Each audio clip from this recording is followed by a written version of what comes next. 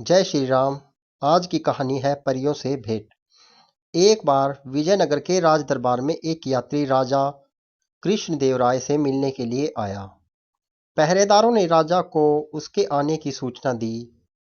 राजा ने यात्री को उनसे मिलने की आज्ञा दे दी। यात्री बहुत ही लंबा व पतला था, उसका सारा शरीर नीला था। वह राजा के सामने सीधा खड़ा होकर बोला, महाराज, मैं नील देश का नीलकेतु हूँ और इस समय मैं विश्व भ्रमण पर निकला हुआ हूँ। अनेक देशों की यात्रा करते हुए मैं यहाँ पहुँचा हूँ। घूमते हुए मैंने अनेक देशों में विजयनगर और आपके न्यायपूर्ण शासन व उदार स्वभाव के बारे में बहुत कुछ सुना। अतः मेरे मन में विजयनगर और आपको देखने व जानने की उत्सुकता और भी बढ़ गई।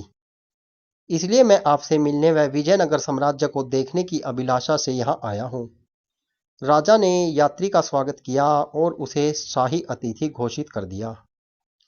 राजा द्वारा मिले आदर व सत्कार से गदगद हो यात्री बोला, महाराज, मैं उस स्थान के विषय में जानता हूँ जहाँ परियां रहती हैं। मैं आपके सामने अपनी जादुई शक्ति से उन्हें बुला सकता हूँ। यह सुनकर राजा बहुत उत्सुक हो गए और बोले, इसके लिए मुझे क्या करना होगा नीलकेतु? महाराज, इसके लिए आपको नगर के बाहर स्थित तालाब के किनारे मध्य रात्रि को अकेले आना होगा। तब मैं वहां परियों को नृत्य के लिए बुला सकता हूँ। नीलकेतु ने उत्तर दिया। राजा उसकी बात मान गए। उसी रात मध्य रात्रि में राजा अपने घोड़े पर सवार होकर तालाब की ओर चल दिए। वहां पुराने किले से घिरा हुआ एक बहुत बड़ा तालाब था। राजा के वहां पहुंचने पर नीलकेतु पुराने किले से बाहर निकला और बोला, स्वागत है महाराज, आपका स्वागत है। मैंने सारी व्यवस्था कर दी है और पहले से ही परियों को यहाँ बुला लिया है।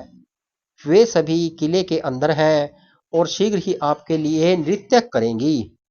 यह सुनकर राजा चकित हो गए। उन्होंने कहा था कि मेरी उपस्थिति में परियों को बुलावेंगे।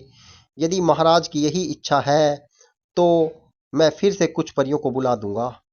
अब अंदर चला जाए, नीलकेतु बोला। राजा नीलकेतु के साथ जाने के लिए घोड़े से उतर गए। जैसे ही वह आगे बढ़े उन्होंने ताली की आवाज सुनी।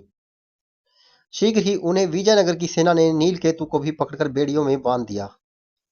यह सब क्या है और यह क्या हो रहा है? राजा ने आश्चर्य से पूछा।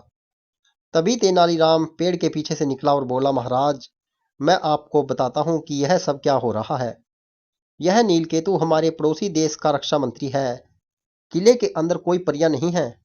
वास्तव में इसके देश के सिपाही ही वहां परियों के रूप में छिपे हुए हैं। अपने नकली परों में उन्होंने अपने हथियार छिपाए हुए हैं। यह सब आपको घेरकर मारने की योजना है।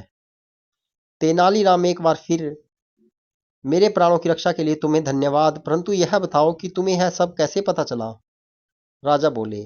तेनालीराम ने उत्तर दिया, महाराज, जब यह नीलकेतु दरबार में आया था तो इसने अपने शरीर पर नीले रंग से रंगा हुआ था, परंतु यह जानकर कि विजयनगर का दरबार बुद्धिमान दरबारियों से भरा हुआ है, यह घबरा गया तथा पसीने पसीने हो गया। पसीने आने के का इसके शरीर के कई अंगों पर से नीला रंग हट गया और इसके शरीर का वास्तविक रंग दिखाई देने लगा। मैंने अपने सेवकों को इसका पीछा करने के लिए कहा। उन्होंने पाया कि ये सब यहाँ आपको मारने की योजना बना रहे हैं।